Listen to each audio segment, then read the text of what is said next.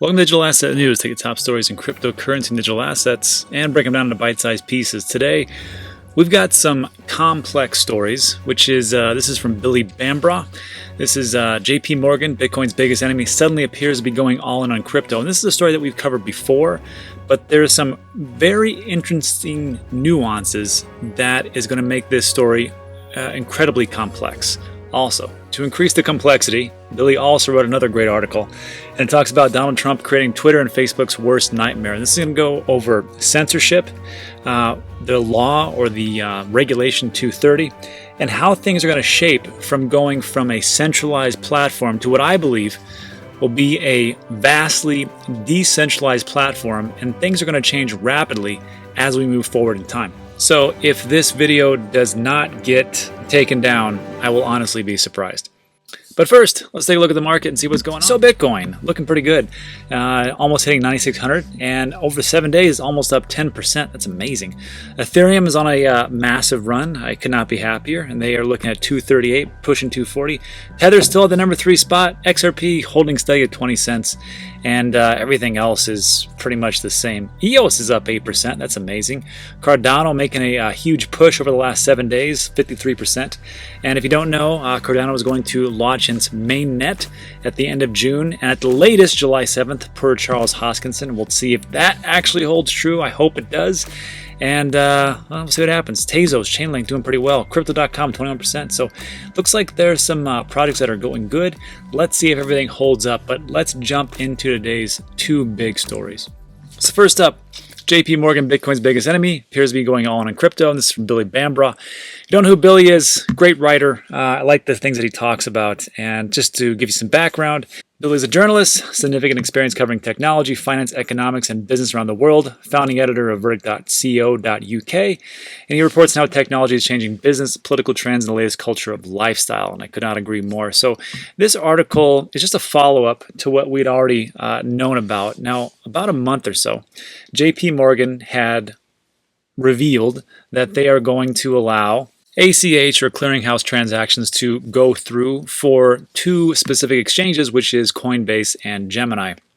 And at first everybody was like, well, that's great they're actually doing that because they had actually talked very badly about cryptocurrency and digital assets. So this is a major partnership, and really it's not. It's just JP Morgan, when the story first broke, it looks like JP Morgan just wants to be in on the game and say, I don't care what you guys do, we just want to make money off the transactions. And that's fine. That's what banks do, and that's why, they are who they are, and that's why we love them so much. Just kidding. That was sarcasm. Anyhow, earlier this month, JP Morgan signed Coinbase and rival Bitcoin and crypto exchange Gemini after a lengthy vetting period. Great, normal, standard stuff. JP Morgan approved the two Bitcoin exchanges account last month and is already processing transactions. So if you are on Coinbase or on Gemini, you can link your bank accounts and they won't reject it, and they will do automatic clearinghouse transfers so you can buy things on both exchanges. Seems pretty vanilla, pretty standard stuff. However, when we get into Billy's article, this was a thing that was most surprising to me. Meanwhile, it has emerged Jamie Dimon has been hosting secret meetings with Coinbase chief executive Brian Armstrong since 2018. 2 years, my friends. That's a long time just to sit down for a asset that is going nowhere. Author Jeff Roberts revealed in his book, Kings of Crypto. Ironically, Brian Armstrong and Jamie Dimon of JP Morgan, who is the biggest enemy of Bitcoin and has pissed on it for years, it turns out they were having secret meetings in 2018 at JP Morgan's headquarters. So first of all, I need to get that book. That sounds like a good book, King of Cryptos. Second, it appears the old saying of watch what they do and not what they say actually once again rings true. And if you can remember, JP Morgan said, or Jamie Dimon of JP Morgan said that, essentially cryptocurrency was a scam. And if he found that anybody was trading cryptocurrency digital assets, he would fire them immediately. So it's amazing how you go from that in 2018 to actually having private sit-down meetings with the CEO of cryptocurrency exchanges, and now actually going through this whole process. So here's the question.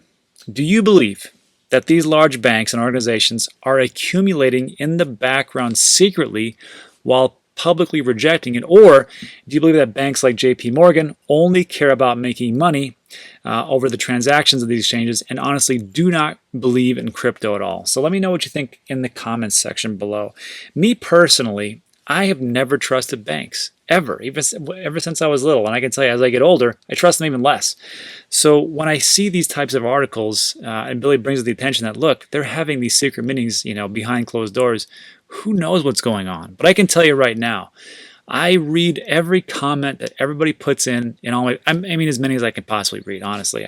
Sometimes I do a video 2 weeks ago and I don't get to those comments, but if it's recent, I do. And I can tell you that a lot of people believe that in the background, all these banks are poo-pooing and all these different institutional investors and all these big players like, it's just rat boy, it's just awful. But in the background, they're accumulating and they're suppressing the price. So when they want to flip the switch, they can make massive amounts of money. I don't know if that's true. Seems reasonable. Let me know what you think in the comments section. Let's move on to what I believe is going to be one of the biggest stories of this year as it all plays out. So this is going to take some time. If you just want to go for a cryptocurrency, this would be the point that you should drop off and go to another video. But if not, come on with me. Next up, Donald Trump is creating Twitter and Facebook's worst nightmare. So Trump signed an executive order targeting social media companies just days after Twitter tagged 2 of his tweets with fact-check warnings. The move could strip social media giants of their platforms rather than publishers' privileges. We're going to get into that in a little bit.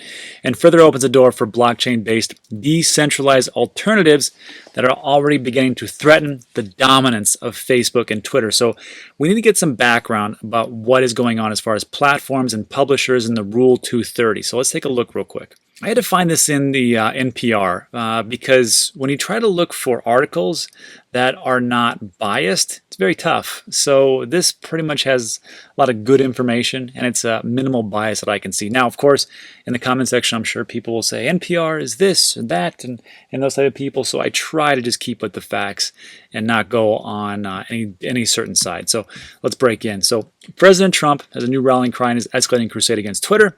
As he put in a Friday tweet, revoke 230. What the heck is that? So it's a reference to Section 230 of the Communications Decency Act, a law passed by Congress in 1996. Holy smokes. It says online platforms are not legally responsible for what users post. Let me say it again. Online platforms are not legally responsible for what users post. Many say this protection enabled the creation of the modern internet, but critics on both left and right say it gives tech companies too much power at a time when they are essentially in too many people's lives. So before we go on in this article, we need to get some actually historical content on this act so everything's going to make sense. So let me scroll down. So back in the 90s, if online service providers took a hands-off approach to what users posted, no matter how offensive or potentially illegal, they were in a better position legally than if they chose to remove the content that was abusive or harmful, since that would make the companies look like publishers and open the door to a wave of defamation lawsuits. Critics said online platforms had an incentive to ignore any obscene or illegal content posted to their pages. Section 230 was designed to remove that dilemma so a platform could choose to do nothing or actively engage and set their own rules. And this is why you see Facebook, YouTube, and Twitter, they have those community guidelines because they can. They didn't want to turn a blind eye. They said, okay, we're going to enforce things, but what we want to enforce.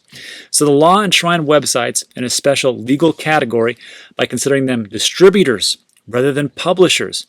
That gave them immunity from lawsuits over online content while letting them establish terms of service for what is permissible or not. So you have to understand, distributors or publishers. So distributor is like a Barnes & Noble bookstore, right? They just distribute everything else. Publishers are the ones that take a look at the books. We'll just use books as an example and say, no, we're not going to put that. We're going to censor this. We're going to censor this. Okay, put it out to Barnes & Noble bookstore or whatever else, and then they ship it out.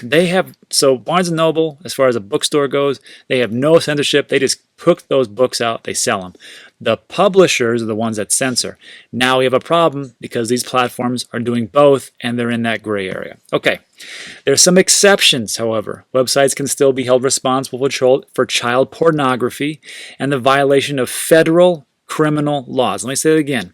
There are some exceptions. websites held responsible for federal criminal laws, and that makes sense.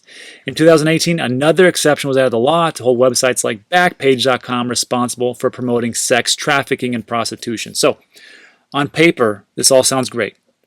But as things get bigger and bigger, they also get more complex. In the 1990s, no one knew what the internet was going to become. I didn't know. I don't think anybody else knew. No one knew there was going to be a Twitter or a Facebook, and they're going to have to regulate all these things. We just kind of threw stuff against the wall, see what stuck, and then here we are. So let me be clear, crystal clear. I'm in favor of regulation.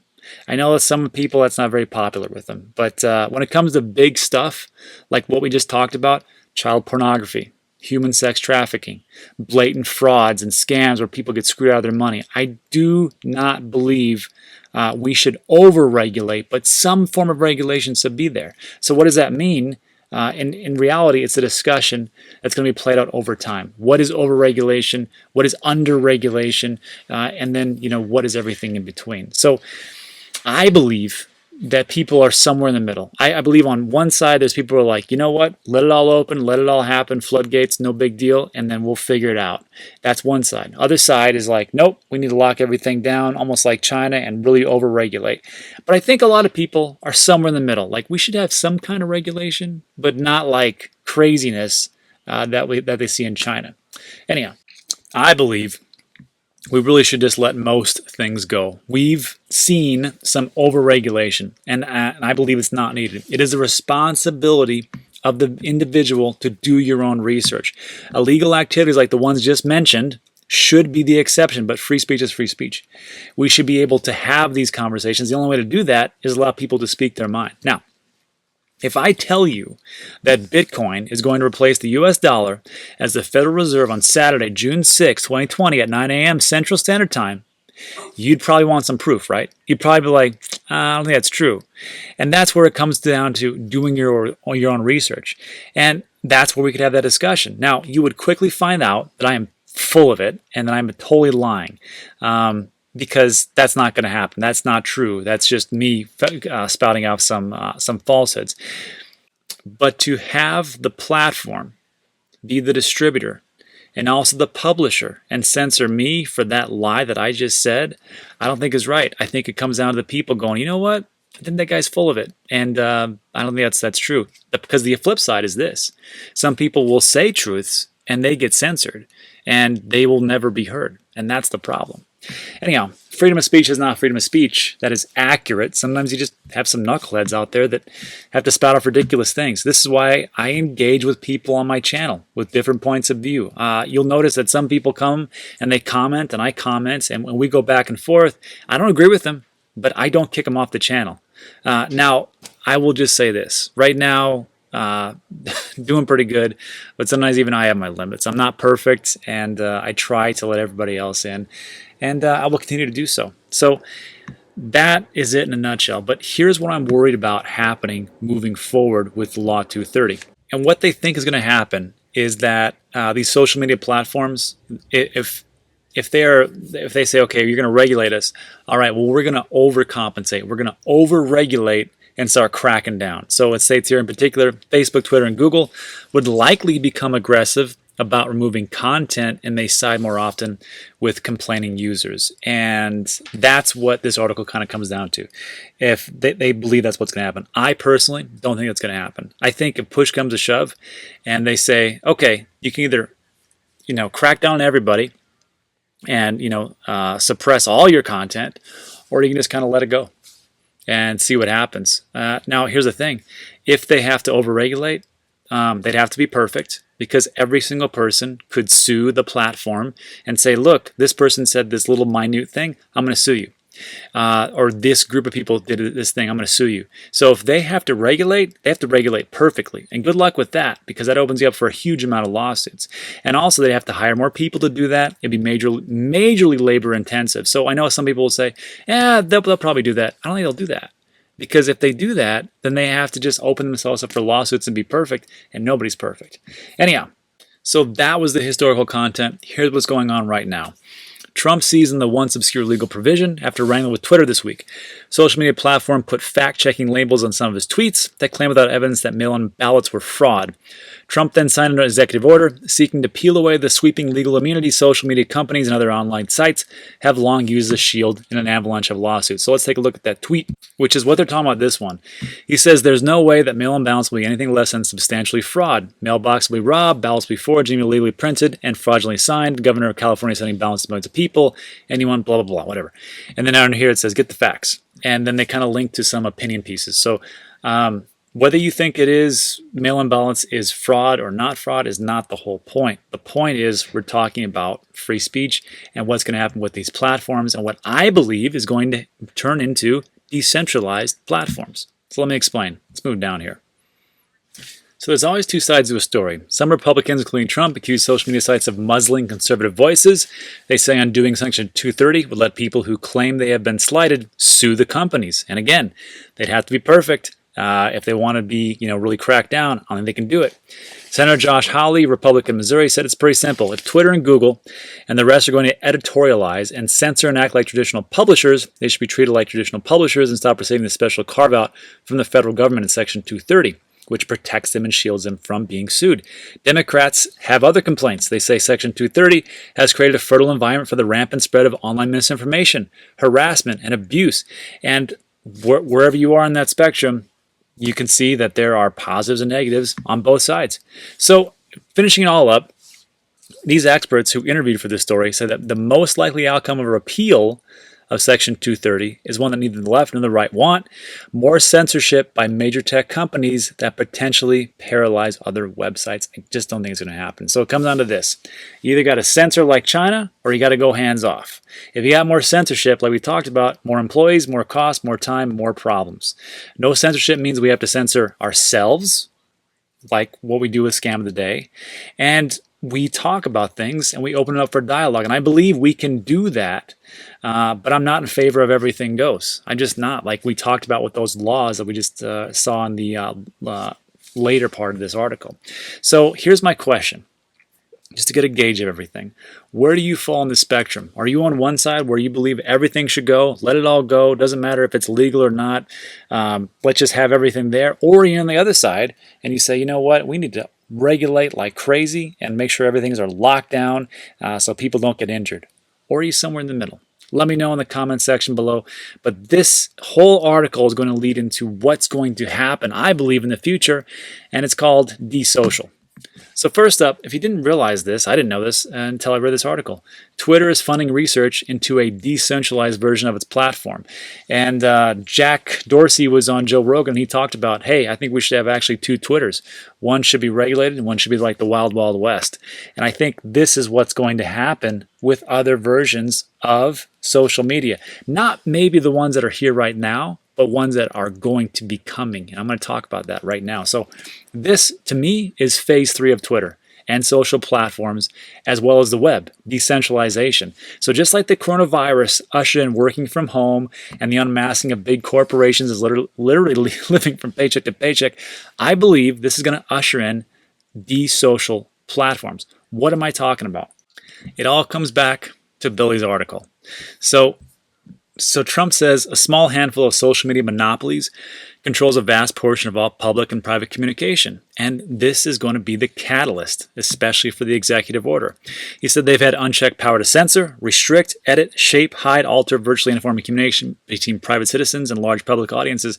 And if you've been with this my channel for a while, you know that not too many of our videos get taken down. Now, one recently did, which is the one that talked about, oddly enough, Joe Rogan leaving YouTube and going over to Spotify for $100 million. Somehow that got taken down.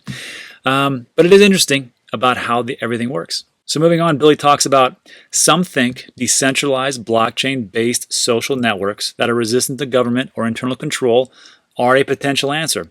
Web3 is the idea that a third generation of the internet, following from the internet's first early version and then Silicon Valley controlled second generation, will allow users to control their data and allow transparent monetization. I cannot agree more. And now it's going to talk about Minds, it's an open social network, crypto social network, upholds freedom, claims to be transparent, how it manages data and revenue. Users receive cryptocurrencies, token based on interactions and time spent on Minds. It can be used, the digital coins, to buy a bigger audience. Minds launched in 2015, now boasts 2.5 million registered users, and it saw a spike of 100,000 new users in just one day in Thailand after a backlash against changes Twitter made to its privacy policy. Elsewhere, Block One, the company behind EOS, is developing a social media platform called Voice. And sure, whatever. So this gets into the crux of the whole thing I was just talking about. First of all, I hope that EOS gets this going, because I actually invested in EOS and hasn't done squat. Next up is this. We need decentralized social platforms. But before that, we're going to see changes to video platforms. So if you don't know, Instagram is going to start paying their influencers on their video platform channel. So beforehand, if you had video, YouTube is it. YouTube is it. But now there's some competition for Instagram, so it's interesting. Also, we know that Joe Rogan is leaving YouTube and all actual platforms, and is only going to be on Spotify, and they paid him $100 million to do that. And it was a great move because Spotify stock went up by, I think, $1 billion or something like that in one day, so not a bad deal. But just like we have Facebook for a social media platform, now we have this thing called Minds, and it's pretty simple. It's just minds.com, and it's the same type of thing. I haven't signed up for it, but it looks like it's decentralized, and you can get paid in cryptocurrency just for surfing, and that makes a lot of sense to me. Also, you'll notice that I use the Brave browser, and with the Brave browser, you can get paid for surfing the internet. I'm old, and I say that all the time, surf the internet. So you have these two options, and then also there's other decentralized options right now. There's this thing called D2. I don't know if you know that, but it's a decentralized YouTube essentially. And there's also Library, and Library looks something like this: lbry.tv, and I am actually on Library. Now, here's the problem with all of these platforms, and this is one of the big things, is that people aren't using it. So this was yesterday's video where I talked about Amazon blockchain patent approved, and it has a whopping 9 views. And all my videos are like that. Maybe 12. I think the most I ever got was like 28 views or something like that. Now, if we take a look at the channel on YouTube, that same video got 53,000 views. Yes, and the day before that, 36,000, 22,000, 18,000, 17, 25, 57. So the problem right now, and we all want decentralization. I know, I get it. It makes sense, especially what we just talked about, which is a lot. We can't get it until things start to move. And just like with COVID-19, how it became a necessity to work from home, and you started to see companies like Zoom start to take off, Grubhub, all those different delivery platforms, even Amazon. These types of things where we have our President of the United States going, look, we can't have this type of censorship. I believe that is what is going to be the catalyst for more things moving into a decentralized way, and hopefully it all works out. All right, so that's it for today's video. I want to say thanks for sticking with me. That hopefully isn't too long after I do some editing. But I would always like to say thanks a lot to my supporters. I appreciate it. If you don't know, there's a button underneath. It just says join. And when you join, you don't get anything special. There's nothing really that you get, anything private. I don't hold anything back. But you get these nice little icons when we do the live streams, which I think we're going to do one for this one as well. So level 1, I want to say thanks for everybody who signed up, just a couple bucks, and it goes to help support the channel and me. So, hey, I super appreciate it. Level 2 pays a little more, and I give them a shout out. So All Right Soft, thank you so much. Myself, who else? Dave Plummer, Straight Talking Guys, got a YouTube channel, check them out. Grant Sharman, Bruce Wood, Baking Benjamins. Baking Benjamins, they do baking for Tezos, so check them out. Noel Flippin' Vegas, who's over there in 100-degree weather. Good luck, Noel. Morton Lewin, Michael Ralph, William Howell, Chris Alexander, Tessie Ryusaki Positive, Fire Swing Golf, JC Durex Code, Crypto Veritas, John Miller, The Office, L. Morgan, our new one, Michael Jeffrey. So to everybody, thank you so much. I really appreciate it. If you got time, there's going to be 2 more videos going to pop up on your left and right. And that's it for today. So thanks a lot for sticking with me. I appreciate it. And I'll see you on the next one.